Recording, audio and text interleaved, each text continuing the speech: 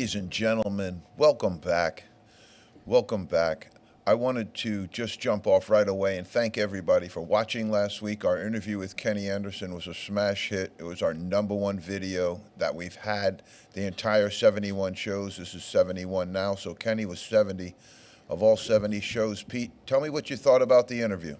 I thought it was great. I didn't know that much about him. He's a great guy, and still has a lot of insight into the game and how things go in the game, and how his game evolved over the years too. It was a good case study and how an NBA player thinks about things.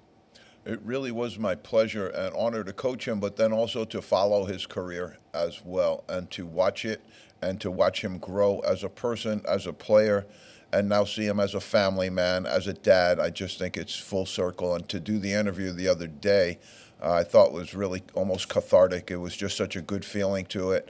And my time at Archbishop Molloy is always remembered very, very fondly. My work there with the great Coach Curran formed my whole philosophy as a coach, and the players that we had there are still lifelong friends of mine now, and that's something great.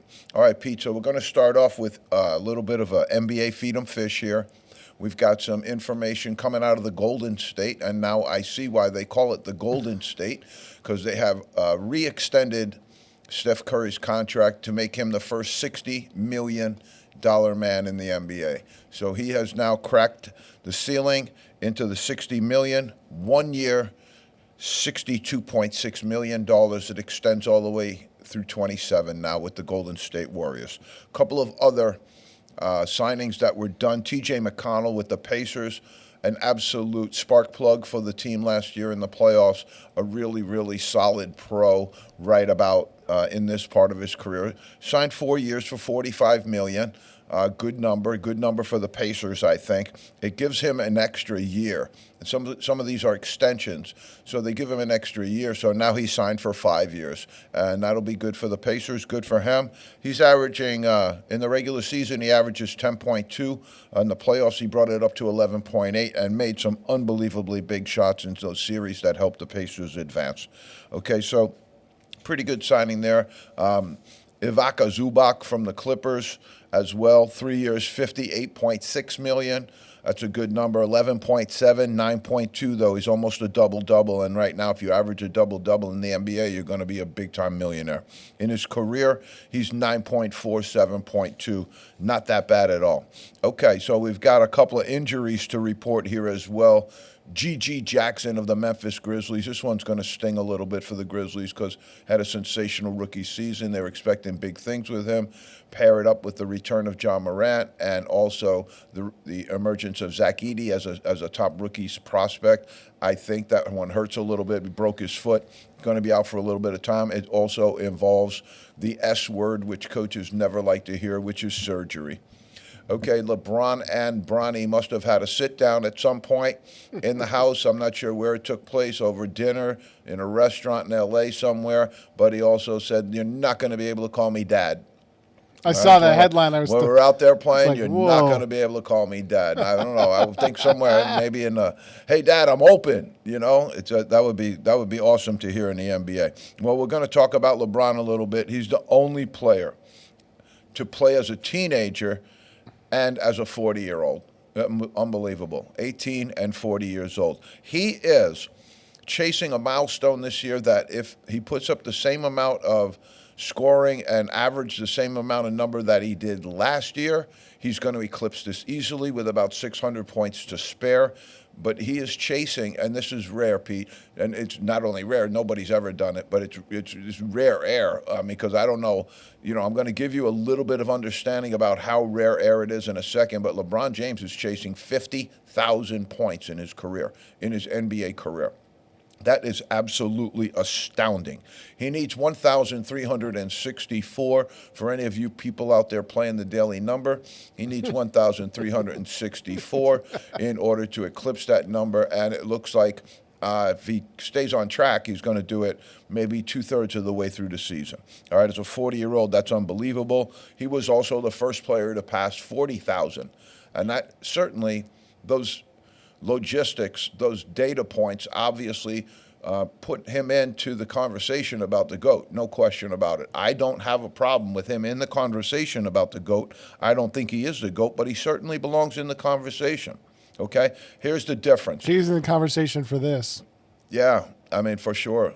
Well, that's, the big money fall there. We're going to need that one again later in the show when we show you something else. But the piece that I was trying, as he closes in on 50,000, the next current NBA player is Kevin Durant, and it's 28,924 Wow. points. So you can see he's 76 shy of 29,000, Wow. and that's amazing to see what LeBron has also done, and that's Kevin Durant chasing you. Sure, All right. yeah. Steph Curry and DeMar DeRozan are both scheduled to cross the 25,000 point plateau this year. That'll be something special. Okay. The first one to hit also 4,000 threes in his career, Steph Curry. Wessel Westbrook, leader in the triple doubles at 199. He needs one triple double to break 200. That's unbelievable. All right, so we're going to stay in the NBA for a second. I thought this was sad and humorous at the same time. But Big Baby, all right, they remember him from Celtic lore. He was a member of the 2008 Celtic national championship team. He had a good run with the Celtics. He had a very good run at LSU when he was a player. Big 6'7", very intimidating player, had a good amount of athleticism to him. He was a load. A little bit like Zion Williamson is now in the pros, but he played with the Celtics for a long time. So apparently, Big Baby is going to the big house. He's going to prison. And he was allowed to, and this is really cool and funny, he was allowed to delay his report to prison so that he can finish a documentary film that he's also working on about his life.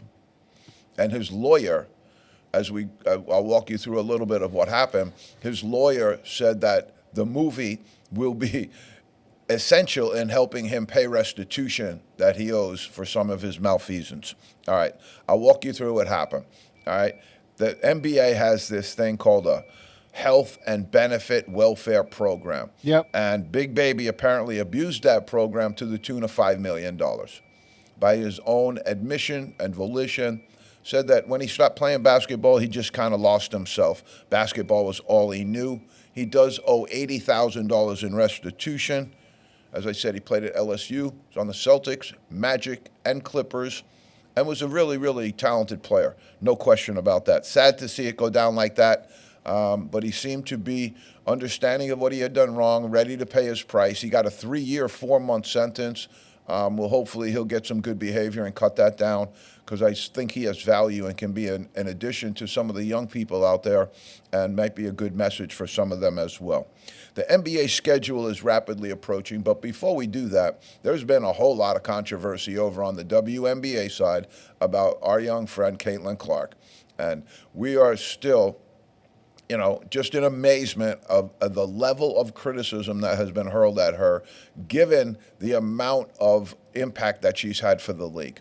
All right, she is basically the Michael Jordan of the WNBA right now, not just in terms of play. I don't say that she's even the best player in the league right now, but what I am saying is she's had a major impact on your product to the level that nobody else has even come close to. And she's also backing it up with some really good play as well. She's probably going to lead the league in assists. As a rookie, that's terrific. I think right now in the zone, there's been some controversy about this.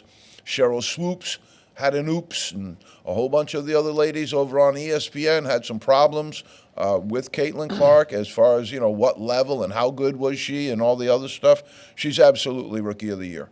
Absolutely Rookie of the Year. I would like to see Angel Reese in that conversation as well, too, but I think by now it's pretty clear-cut. I think that she would be having a really, really good rookie season and has really shown that she can help a team improve as well, because that's what's happened. All right, Pete, the show right now, it's kind of interesting the way things have gone in our 70th, 71st show. Around 65, maybe 60 shows, we really started to take a different level as far as people watching. Yep. And then we have people on... Word's getting out. People have watched it on television, on Channel 15, which is awesome. And we're also on the radio on WSKB. But the main thing is that people are starting to watch it and get after it, and it hasn't really been basketball season. So as we get into basketball season, we're going to have a whole lot more going on. I really think this could be a liftoff point for us, and I'm really excited about that. As the NBA schedule rapidly approaches, the NBA has come out with a doubleheader to open up with. I believe this is the same format that they followed last year. And this one, not bad. I got a little bit of a problem with the NBA on night 2 because I don't see enough marquee matchups there. And this is a part of the NBA right now that's going to have to be recognized. There's a huge, huge schism in the NBA right now between the haves and the have-nots. So when you put the Boston Celtics out there against the Washington Wizards, that's a huge, huge mismatch. Yep. A terrifically huge mismatch. And you're going to see that a lot. And you see that when they go into day 2. Let me give you who's up first because that was exciting a little bit. And then I'll give you into night 2. Night 3 gets a little bit better. But I would call out the NBA scheduling people on this a little bit. You want to start off the season with some really good matchups. The college basketball season will start off this year with some incredible, incredible matchups with the best teams going against the best people. You're going to have Cooper Flag at Duke and some of those other great players matched up in those early season tournaments. And I think the NBA kind of missed it here. We have the Celtics and the Knicks going out in the first game, and that's going to be awesome. Boston Garden will be rocking. The Knicks, with the pickup of Mikal Bridges, probably a little bit improved, hopefully there. The Celtics have reloaded and retooled. They've got some guys hanging around that people don't even know about, like Neemias Queta, who can step in and do a really good backup role at the 5 spot, I believe. And also, they're ready to roll, come out and defend the title. So that's going to be an interesting game in Boston Garden. Are the Knicks for real and ready to contend? Or are the Celtics going to hold line? And that'll be a really good indicator, really good indication game as to what's going to go on for the year. I personally see the Celtics having a really good time defending this year where the Denver Nuggets didn't have that good stuff. I think the Celtics are built a little differently, and I really, really love Jrue Holiday at the point guard spot. That pickup for them was absolutely critical to everything that's going on right now. And I think as long as you have him, player who's willing to give up his body on defense, do everything for the team, and also lead on offense and really run a good offense, I really get excited about him as a player. So I think that they're going to continue. As long as they have him and he's healthy, I think they're going to be good. In game 2, you have the Lakers and the Timberwolves, which is going to put LeBron James up against Anthony Edwards, and that's as good as it's going to get in the NBA. I love that. I don't have any problem with night 1, really. I think that's exciting basketball. 2 games is enough. You don't want to flood the zone. You want people watching, and people are going to watch both of those games because they're opening up 1-2. Now you go to night 2 a little bit, and you really struggle because there's a bunch of games going on in that night 2, and some of them are just absolutely bad games. And we, even in the zone, we wouldn't even recommend some of that to you because that's not good for anybody. It's not good for your eyesight, not good for any part of it. So, but they do have Milwaukee and Philadelphia, which is a game that I'll be interested in and intrigued to watch because I have talked about Philadelphia, the 76ers. They made some James Brown moves in the offseason here. They were shaking hips and they were going at it because they picked up Paul George, obviously, one of the great players in NBA all time. And also you picked up Drummond as well, who I think has just been a little bit of an enigma in the NBA, but has the potential and the abilities to come in here and really, really be a veteran on this team and lead. So I think that's a good, matchup game because you want to see if Milwaukee's fallen off the ledge here a little bit. You want to see if Milwaukee's fallen off the ledge with Giannis still there, but Middleton's been in and out with injuries. And when they brought Lillard in, I said there might be some chemistry issues there. There might just be. Sometimes chemistry is more about personality. But you also might have transactional issues as well. Whereas Jrue Holiday was just a really good facilitator and kept everybody involved and kept everybody inclined into their best spot. Now you got another guy who comes in and his first thing is I can score. I can help my team by scoring the basketball. And that changes the dynamic and it changes the actual technical aspect of what you were doing prior to that. And so not only is it a physical emotional thing, chemistry. It's actually a technical thing in basketball as well. Because when I used to play ball with my guys back home, who I'd been playing with since the second grade, we could go out and play against anybody because everybody knew what everybody was doing. And now on the NBA and even now into the NCAA, you see this rapid changing of rosters, this moving around from place to place. Some now, always in the NBA for a couple of dollars, they'd move around, get a better contract, no problem with that. But now you're seeing it in the NCAA as well, players moving around sheerly just to get paid a better number. And that's, a little different. So night 3, they give you Orlando and Miami the second night, and I promise you that's the second best game of the entire night, and there's about 10 games. So that's not an exciting night 2 for me. In night 3 in the NBA, they go San Antonio and Dallas, Wembanyama against Luka, which is going to be exciting. We'll see if the Mavs can hold on, and we'll see if the Spurs are ready to take a step up out of the basement. Why wouldn't they spread that out, though, over a couple of nights? Why wouldn't they spread their best matchups out over a couple nights, like the NFL does, and have regional games that are kind of like, if you want to watch your regional rival, you can do that, but have those big national matchups spread out. I think they started with that with the Knicks and the Celtics. Yeah. Right? Nice little East Coast bunny game. You got Minnesota and the Lakers, a little bit of West Coast. It's also a timing issue. You got to have the East Coast guys play earlier. West Coast guys are going to play later. No problem with that. But what I'm saying is start off your first week with a lot of grueling, really good games. Right. And you can do that, and then let the younger teams or the teams that you don't feel are as good, let them play each other and let them get wet. But, the Celtics should be playing the Nuggets, and the best teams should be playing the best teams right now, I think, to kick it off. They did that a little bit with the Knicks here. They kind of did it, but then, of course, they punted on it, I think, because you go into day 2, and it's really, those are some bad games, Right, and yeah. on your second night out of your season, you want to kick it off. I think you should make your first week have at least 5, 6 marquee games that you're going to be excited about. I'm looking at night 2, and even Milwaukee and Philadelphia, I'm a basketball fan. I'm going to get excited about that, but let's not get crazy either. That's not a marquee matchup game by any means. Right. There's a lot of other games out there that people would rather see. Orlando and Miami as the second best game that night is really not strong. Go San Antonio, Dallas. I like that. OKC, Denver. Now we're talking. That's what I'm looking for. This is on night 3. And then you have Sacramento against the Timberwolves. Those are good matchups. Get all of those teams that have parity with each other, that have some proximity to each other, and let them go at it early on in that first week so you really, really knock that first week out of the park. That's all I'm saying. I don't know. Pete, we're going to slide right into the NCAA, and we got some stuff going on here, man, that's going to be ringing bells and people on, this is going to be rough. I think it's going to be an emotional week because I think when you find out and start to hear about things in the NCAA, that means it's already done. So the big talk this week has been the Connecticut Huskies going to the Big 12.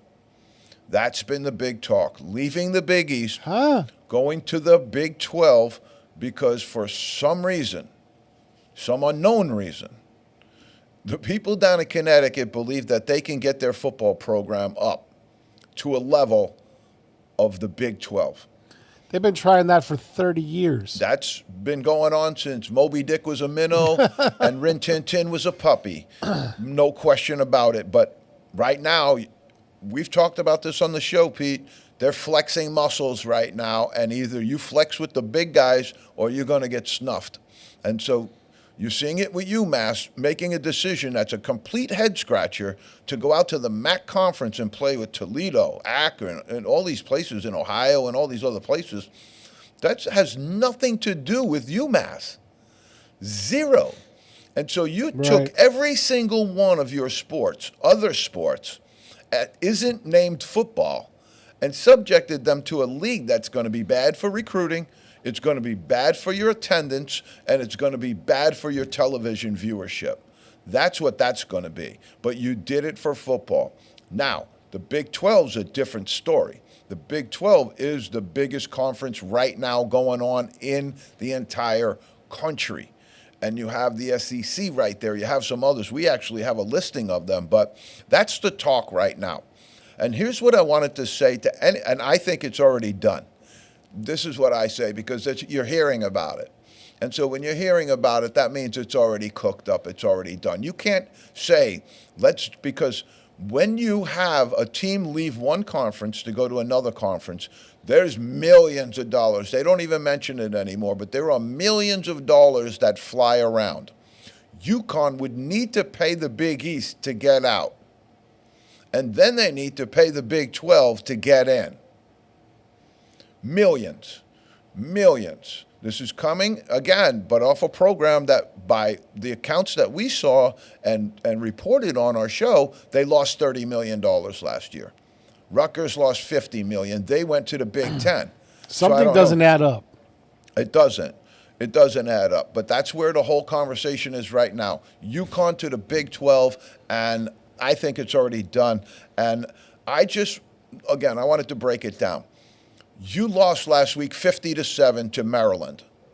That's a Big Ten mid-level team. 50-7. Now, I understand you're going to join the Big 12. You're going to put a significant amount of dollars into supplying the NIL, into supplying all of the new accommodations that you're going to need, because you're going to need a bigger arena to compete with those schools, because how are you going to recruit players that want to come play for you in the Big 12 when Texas has 100,000 people and you're sitting in some stadium out in Hartford that has, 28,000? Yep. It's not going to work. You're going to need a new arena. You're going to need a whole... They'll start playing at Foxborough. You're going to need a whole lot of things. I would think that would, again, UMass tried that, and it was an absolute disaster. It was an absolute disaster. Right, because your fans are not going to travel for that. Right, and there might be a place somewhere intermediary, somewhere in between there that they could jump into, but you're still going to have to rent the place. You're still going to have to expend money. There's no stadium big enough in New England besides Foxborough. And, maybe that would be a really cool thing, because that's kind of missing in New England right now, that big college environment. Boston College kind of has it, but, it is missing in a little bit in that southern New England area. And maybe that would be a good thing. I don't know, but the basketball part of it to me is a little rough, because the Connecticut Huskies were in the AAC for a while. They were out there with Memphis and Rice and all these other people, because they left the Big East and went to another conference. They tried that already, and they got welcomed back into the Big East with open arms and were taken back in after a lot of consternation about it, too, to be quite honest. And now to go and bump and jump out again after being taken back in, I think that has some ramifications. But again, let's go back. Let's digress just for a second. You lost to Maryland 50-7 last week. Mm-hmm. Okay? What are you going to do against Texas? Yeah. What are you going to do against Oklahoma? 70. What are you going to do against those teams? Baylor, all of these teams, Texas Tech, that have unbelievable football programs, unbelievable apparatus in place. Tell me, how long do you think it's going to take you to get up? Because recruiting's not going to go well when you're losing 50-7. Nobody wants to join that. Nobody wants to be part of that. And all those programs you mentioned have homegrown recruiting. No doubt. And when you go into the state of when you go into the state of Texas, you can field all of those teams in just one state. Yep. No, it is. But the one thing about UConn, if they were in there, you're Mason-Dixon line over pretty much. So you've got almost everything on the East Coast as far as recruitment would go. But you're talking about massive, massive amounts of money. And if you look through any of these entrepreneurial guys or any of these business people that are high-level business people that talk about businesses that start up, when they start up businesses, the number one reason that they fail is because they're undercapitalized. And if UConn's going to do this again, well, then do it right. Get up, and you're going to spend millions and millions of dollars to get this rolling. Millions and millions of Connecticut taxpayer dollars as well. So that's the consideration. I think it's already done. I think they're going to jump. It has significant ramifications for their basketball program that's been enjoying that nice little kind of downside of the Big East right now. They've been kind of able to elevate and take that over. I don't think that's going to happen so easily in the Big 12. All right, let's go. I wonder how Coach Hurley, who showed great, and maybe he was in on some of these conversations already, so I don't know. But he showed great loyalty to the UConn Huskies this year. He was offered the Kentucky job at what was reported $14 million. He was offered the Los Angeles Lakers job, which was at a significant amount of money. Was able to go back and redo his contract at UConn and get paid very well, but also showed great loyalty to the program and passing up those two jobs so they could take a run at a three-peat. I would wonder And they just kneecapped him. what his mindset is. I'm Yeah. wondering about that. Okay, we got cut off last week because we didn't have a whole lot of time, and that's such a good thing, believe me. NCAA coaches, former. We promise you we're going to do the guys that we have right now, and we're going to do the former. And some people are going to be a little bit surprised by our list, I think, but let's have at it anyway. This is In the Zone. We have zoners now. We got people that follow us, and one of the reasons they're following us is because we told you Zach Edey would be number one. We told you Trace Jackson Davis would be an unbelievable pick, and he didn't belong in the second round at all. We told you that the Boston Celtics were going to win it all. Pete told you they were going to take it in 5 games in the finals. Pete also handed you UConn, and we told you that Jaylen Brown would also be MVP final. So if you've been following us, you could be making some serious bank just listening to what we're telling you. In the Zone, baby. But we're going to go number one, Pete. Here's my number one, because this is not data-driven. This is by feel.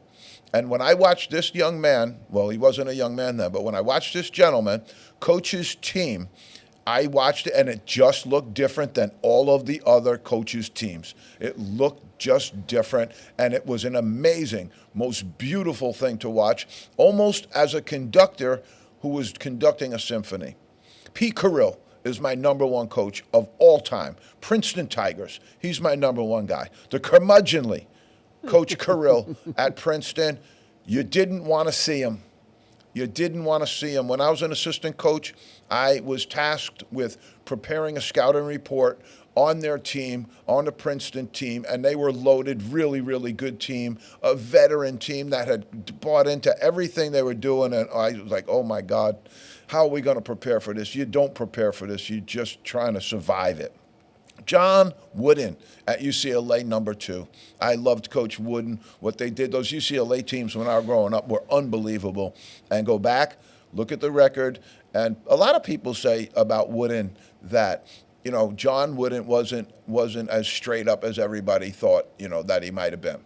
That he was a guy who didn't want to know when rules were being broken, but pretty much you can't get all those guys without breaking rules. They say the same thing about other coaches, too. We'll let them remain nameless today. But John Wooden, and what I sit here and say is, so what? Right. Everybody else was doing it, too. So what? Mm-hmm. So if we're counting up all of these guys, tell me which one of these guys is, the Dalai Lama, who's the guy who just happened to get it all because of some beautiful mysticism, and they didn't dip and they didn't do the stuff that other coaches were doing. Coach, old NASCAR proverb: if you ain't cheating, you ain't trying. You ain't getting it done. Right. You ain't getting it done, that's for sure. Okay, Mike Krzyzewski, number 3, unbelievable. Had the pleasure to meet and work at his basketball camp, a gentleman, a family man, great, great basketball coach. And again, that Duke program was on its back years and years ago. They had no position in the ACC. North Carolina ruled the ACC for years. And Coach Krzyzewski, if he did anything, he turned that whole Tar Heel Duke thing around in unbelievable fashion. I'm going to go Bobby Knight, the general. Robert Montgomery Knight. I'm going to go with him in Indiana. What a great coach. He could do stuff with teams, like he won the national title with teams that neither Krzyzewski, John Wooden, or some of these other guys could win the national title with. I will say that. An amazing, amazing basketball coach. Got to see him live when we went out to one of his tournaments when I was at Colgate, and just an icon, a bigger-than-life individual for sure. Number 5, Roy Williams. He was at Kansas. They won it all. He went to North Carolina. They won it all. That's why I placed him on top of Dean Smith, one of the great gentlemen of the game. So Roy Williams, 5, Dean Smith, 6, both North Carolina coaches. Coach Williams was Coach Smith's assistant coach for a period of time. Went on to Kansas, had an unbelievable run there. Beat my Colgate team, our Colgate team, in the NCAA tournament with about 3 or 4 first-round NBA draft picks, and just an unbelievable run of coaching, both at Kansas and North Carolina. So we're going to put Coach Williams there. Coach Smith was the absolute gentleman. One of the things that you would know about Coach Smith, that I got to meet him a couple of different times, a wonderful, wonderful gentleman, and one of the great gentlemen of the game, but also smoked a lot of cigarettes when he was a younger man. And some of those Southern guys came up, and it was amazing. The first time I took him outside the gym at Malloy, he went outside. He said, "I want to walk outside," and we went outside together. And he just went outside and had a couple of cigarettes right in a row. It was kind of funny. 7 was John Thompson, the great John Thompson. On his desk was a deflated basketball. The message to his players was, what are you going to do when the ball stops bouncing? What are you going to be ready for in life when the ball is no air left in it? Unbelievable icon of coaching. One of the great moments, Lou Carnesecca had a great St. John's team. And Louis Carnesecca was this unbelievable, raspy-voiced Italian guy. He was a little guy, and he ran up and down the sidelines like a leprechaun, jumping around and dancing. And when he got something going on, Louis had a huge superstition. So Louis started winning some games with this really good team, Chrissy Mullen, Walter Berry, unbelievable collection of players. And he kept the sweater on. And he wore this sweater every single game while they were in the winning streak, and he refused to take the sweater off. The sweater becomes a national icon moment, and it's all about Louis' sweater. So Big John comes into Madison Square Garden and takes off his sport coat. And he was a big guy, 6'10", played in the NBA. He takes off his sport coat and stands at center court as he's getting ready to shake Carnesecca's hand. And he has the identical sweater on that Carnesecca's been wearing for all of these games. And they blew St. John's right out of the building. And Carnesecca's sweater went to the fire pit at Dante's, most likely. But that was just a great moment that I'll remember always as a young coach. Jim Calhoun in the 8th spot. UConn, you can't fight it, folks. You can't fight it. Unbelievable coaching record. Absolutely. Started out at Northeastern, too. Started out at Northeastern as a great coach. We played against them when I was at St. Bonaventure. And back then, believe me, his teams were intense. Coach Reggie Lewis, formerly of the Boston Celtics, may he rest in peace. Jay Wright, number 9, Villanova, brought the level of gamesmanship. Years ago, there was a gentleman called Frank McGuire, and he was on the Blackwell's best dressed list number of years in a row. That means Hollywood, everybody. Frank McGuire was dressed to the nines. He was a New York City guy. They said that when he walked into a restaurant, and this was back in the day, he hit everything that moved with a $20 bill. It was the maitre d', the waitress, everything that moved, he hit it with a $20 bill. And that was Coach McGuire, and he brought that class and dignity to the sidelines. Jay Wright was in that same mold. Handsome.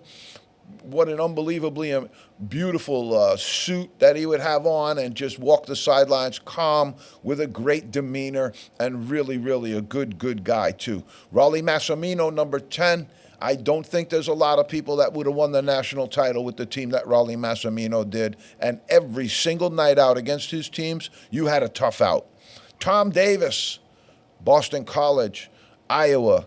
Davis, one of the people who was credited for the invention and the introduction and the inspection from that point on out to grow and move the flex offense. So it's a pretty good thing if there's an offense that everybody in the country is running that's very, very closely associated with your name. Nolan Richardson, 94 feet of hell. His teams picked you up at the door and they walked you out the other side. He never let you breathe. They never let you come on the floor. They were 94 feet of hell. Nolan Richardson. Gary Williams from Maryland. Gary Williams from Maryland, he must have lost about 40 pounds of fluid every single game. He sweat everything out of his body every single game. And the only person that sweat more than him, and I think that's why he kept him around, was his assistant coach, Billy Hahn. He would sit next to him and you'd say, my God, Gary Williams is sweating. Then you'd look at Billy Hahn and go, geez, he's not sweating that much. All right, we keep going. Louis Carnesecca. Louis. We're going to put Louis in there because his St. John's teams were just iconic. Madison Square Garden, the whole connection to basketball. And Louis goes back a long way. Louis goes back a long way in the game. And he had some unbelievable teams that I just grew up as a kid in the Garden watching. And really, really, when Bobby Knight's team came in, Louis had a point guard by the name of Frankie Alasia. They used to call him the Flea, and he was about 5'6", and he was unbelievable. And Indiana, Bobby Knight's team came in the Holiday Festival. I was there as a young kid with Quinn Buckner, who was the closest thing to an NBA, NFL linebacker in the point guard position as you could find. 6'3", like 220, unbelievable. And Knight really utilized one of the first huge backcourts in college basketball with Bobby Wilkerson, who was 6'7", was the other guard. And Frankie Alasia gave them fits all night long in Madison Square Garden. That was as close as they lost all season long, was in that St. John's game. All right, this one's gonna sting a little bit, but I got to do it. Jim Boeheim. Not everybody's favorite guy, but he's got the national title, has an unbelievable record, and back in the day, you heard Kenny Anderson say it on our show. I wanted to go to Syracuse. They had Pearl Washington. And as I was sitting here, when I heard the names that he threw off, I was like, oh my God, why didn't we send him to Syracuse? They would have won the national title. Had Derek Coleman, Billy Owens. Oh my God, that would have been, with Kenny, that would have been ridiculous. Bo Ryan, Wisconsin. He had a great run at Wisconsin. Wisconsin's an interesting job. I don't think it's the easiest job in the world, but let's go with Bo Ryan. 17, Lute Olson, Arizona, the West Coast. Dominated for a while out there with Arizona. Lute Olson, great coach. Norm Stewart, Missouri. Norm Stewart was an unbelievable coach and one of those old firebrand coaches. He used to storm the sidelines, and he was storming Norman, and it was unbelievable. And I'm going to throw in number 20 here that I think some people might shake their head at, but I'm going to go anyway, and I'm going to close it out at number 20. But I'm going to go Brad Stevens. Brad Stevens is a former coach. Butler took his Butler team. Who ever took Butler to the finals? The finals. I'm not talking about the Final Four. We're talking about the finals 2 years in a row. Gordon Hayward, a team that I just thought, I was very surprised when he stopped coaching. I really was. And I was really surprised when he went up to the NBA. And one of the few gentlemen that's been able to make that journey successfully and not wind up in a body bag. So he went from college to the pros. We saw Patino get up and get out, get thrown out of there. John Calipari lasted 18 months. See you later. There's been other names that have gone in and gone out. But Stevens now, as general manager, he's just amazing, really. And that's why I threw him on the list. Butler ain't an easy job, and they were in the finals 2 times in a row. One little knock away from, maybe doing the whole thing. So now we're going to run into our top 20 current. All right? We're going to give you the top 20 current coaches that we have, and this was really hard to do. I got to be honest with you, because they're all coaching still, but they have variant records from the past, variant records from way, way back. If you look at Tom Izzo in 10 years ago and look at Tom Izzo now, that's a snapshot that you have to really give consideration to. Why is there that difference? Because things are cyclical in basketball, and sometimes you can be up and then other times you can be down. And so we're going to talk about that a little bit. But I think this is rarefied air. 2 times in a row, UConn Huskies. I'm going to lead off with Danny Hurley as our number 1 guy. As the current coaches right now, today, in this moment, Danny Hurley looking at a three-peat, and you know who else isn't looking at a three-peat, Pete? Everybody else. So we're going to go with Danny Hurley. That was some tongue twister right there, too. Three-peat Pete. All right, Bill Self, number 2 from Kansas. Unbelievable program. The guy can really, really coach, and the guy can really, really recruit. They get great players. They have, just like Calipari's Kentucky program, they've littered the NBA with some really, really good players, and they keep on doing it. This year will be no different there as well. Hunter Dickinson and the entire crew back got a chance. They got a chance to be all the way this year. I think this is an incredibly difficult year, and it's certainly a difficult year to forecast. But Kansas, you got to give them a shot. They're going to be up there. That move to the Big 12, with all those teams surrounding them now, it's unbelievable what they're up against. I'm going to go with Mark Few. Gonzaga.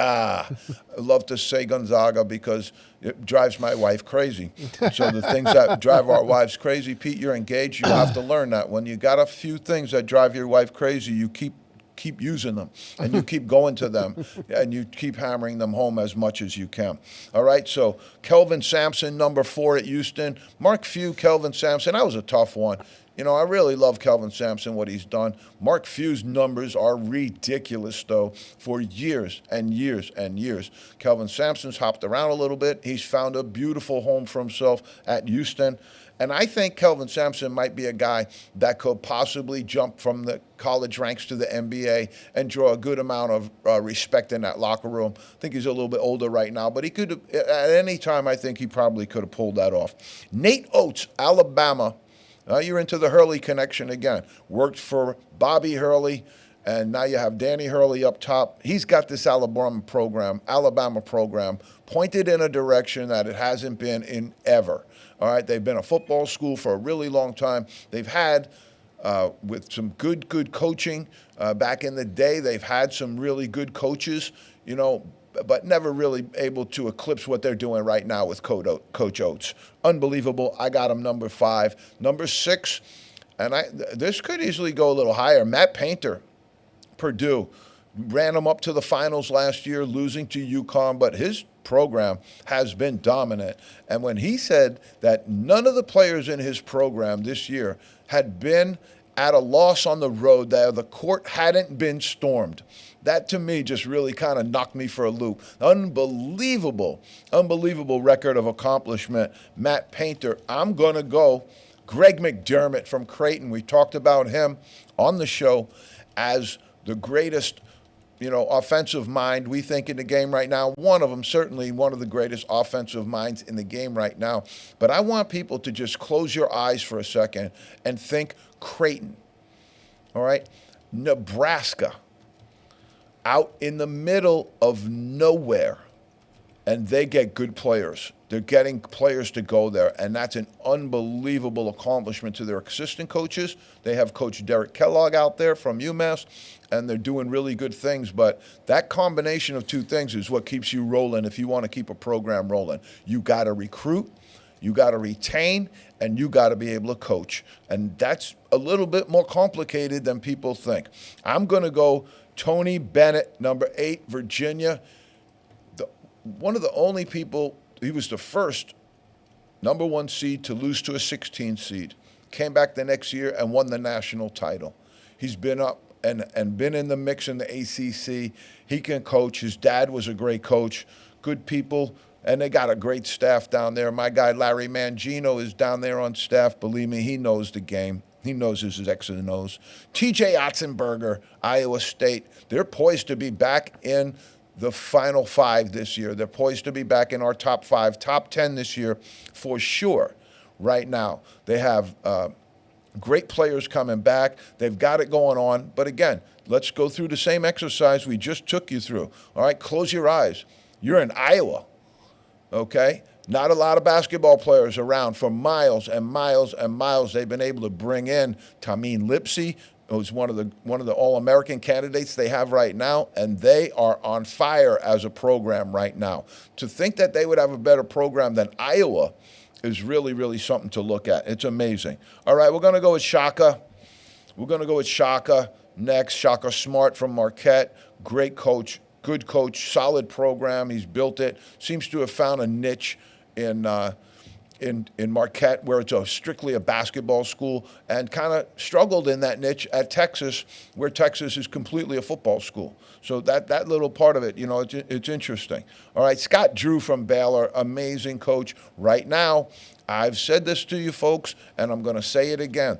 Keep an eye on this Baylor team. They're loaded. VJ Edgecombe could be the number 1 pick overall. He might have been the number 1 basketball player in the country last year if it wasn't for a gentleman by the name of Cooper Flagg. They also have Jeremy Roach, who transferred in from Duke, played at a high level at Duke for many years, and they brought in North Shore Armir, 2 ACC transfers. North Shore Armir from Miami. Team is loaded. This Baylor team is loaded, and Scott Drew's keeping it rolling out there. And to be honest, you're in Waco, you're in football paradise out there. You're in football territory out there, so it's interesting. All right, we got Bruce Pearl from Auburn in the 11th spot. I really enjoy Bruce Pearl. I think he's been courageous and shown a lot of wisdom in this whole stuff soon around, stuff that's not always on the basketball court. I think he's pretty good. Fran McCaffrey, number 12 at Iowa. Again, close your eyes, Iowa. I've been there.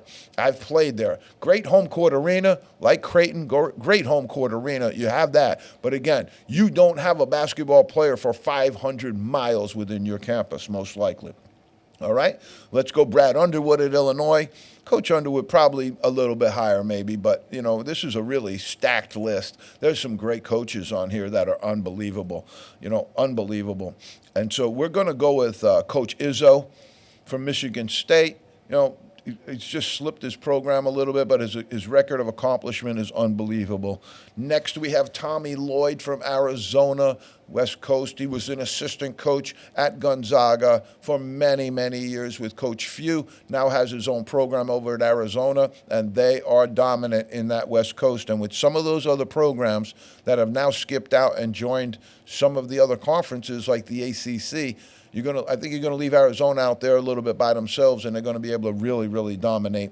Dana Altman at Oregon, they're going to be good. They're going to move into a new conference this year, and they're going to be better than people think. Jackson Childstad, one of the best guards in the country. They consistently get good players. And again, it's Oregon, folks.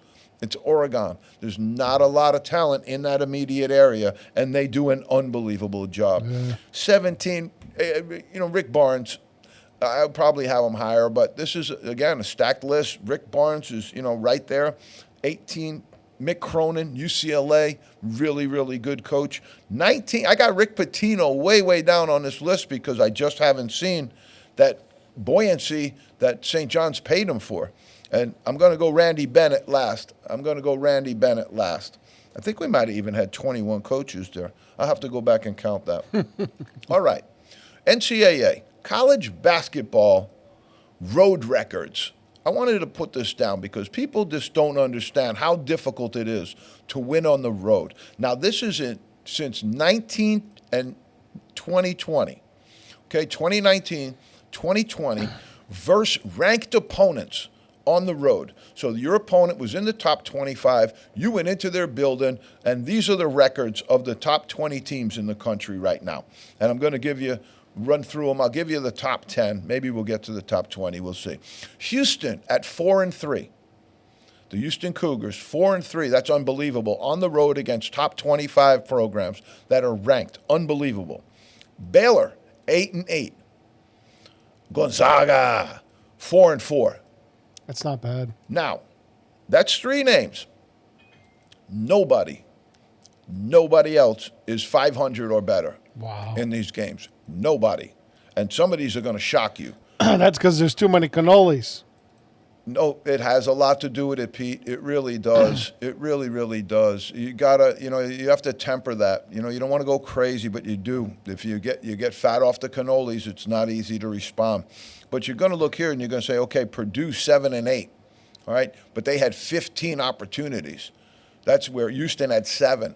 So they had twice as many opportunities, 7 and 8. That ain't bad. 5 and 6, because 7 is one of the top numbers on the page here as far as who was able to win that many times. So if you have a lot of losses, that means your league's really good. Maryland at 5 and 6, Oregon at 4 and 5, Kentucky 6 and 9, Ohio State 6 and 9, Michigan State 7 and 11, Arizona 3 and 5. Now, there's a bunch of others in here: Memphis, Wisconsin, Villanova, Tennessee, Florida State. But I wanted to take you into some places that were notable. Duke, 1 and 4. It's a little surprising to me that they had only been in 5 games of that kind of nature. UNC, 3 and 10, 13 games. That's a lot more than Duke's. They have 8 more games. Connecticut Huskies. I think this is going to surprise people, Pete. They're 1 and 12. 1 and 12. Wow.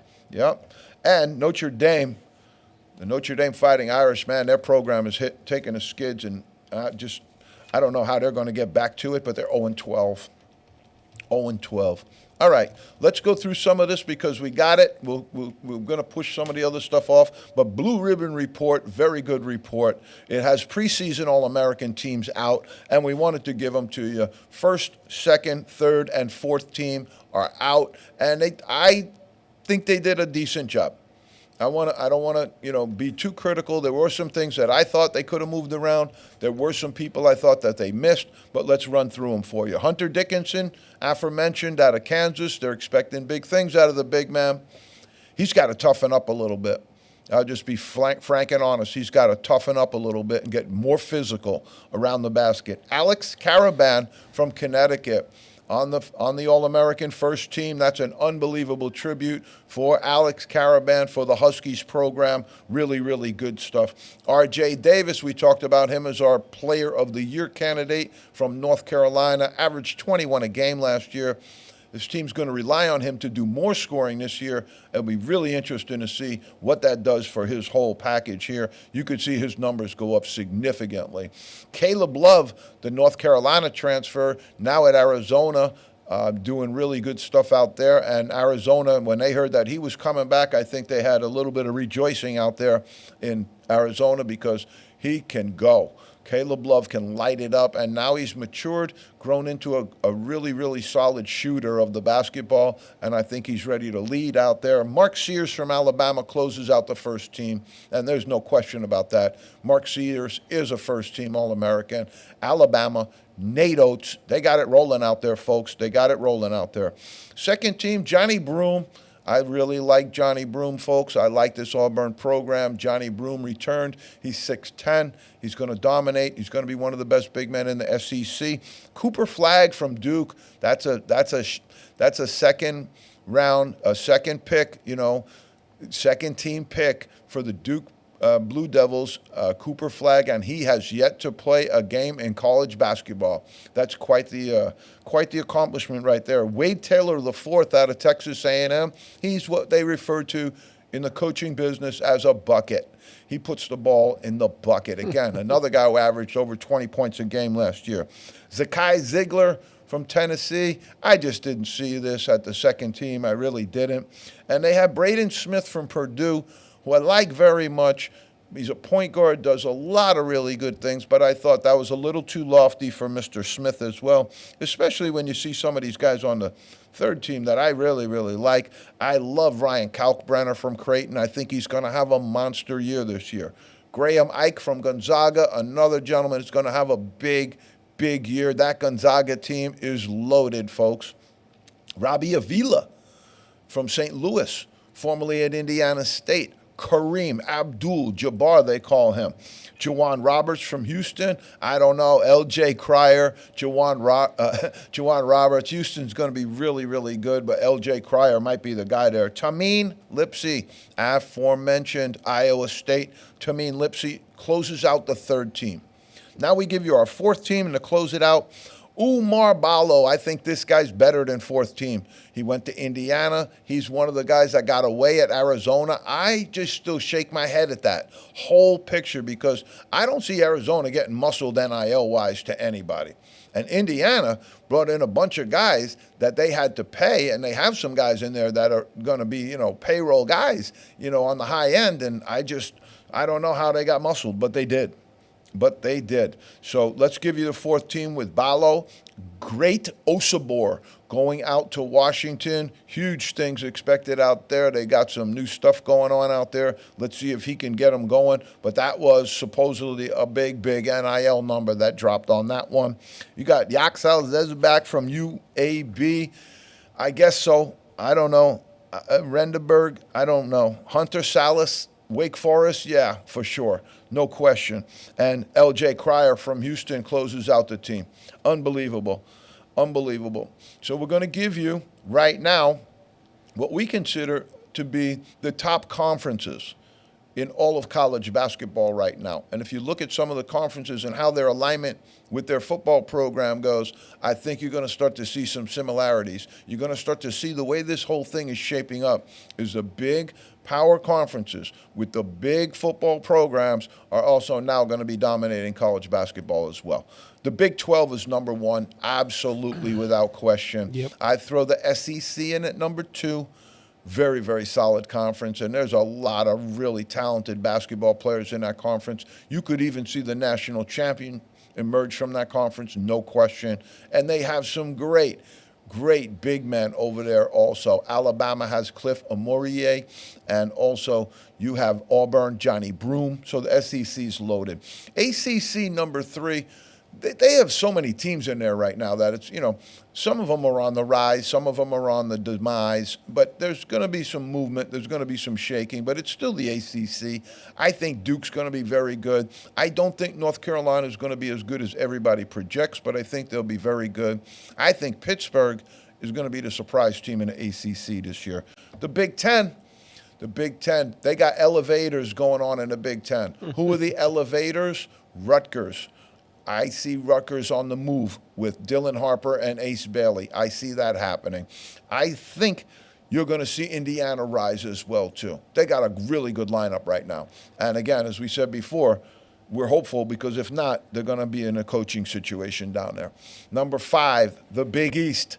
Putting the Big East down at 5 right now.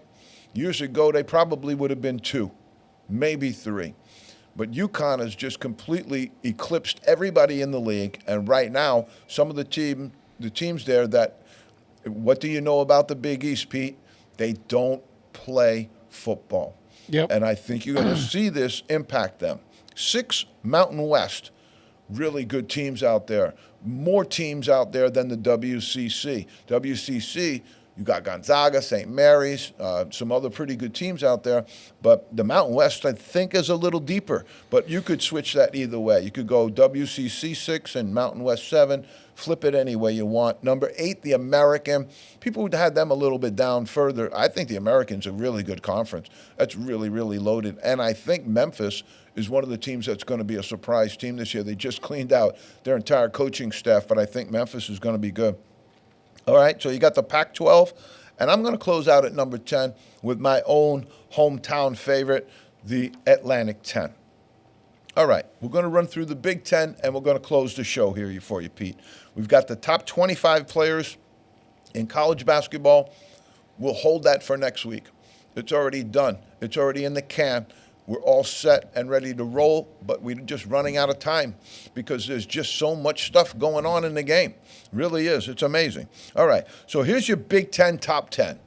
All right, these are the Big Ten top 10. This is the Big Ten and the best players in the Big Ten that I see.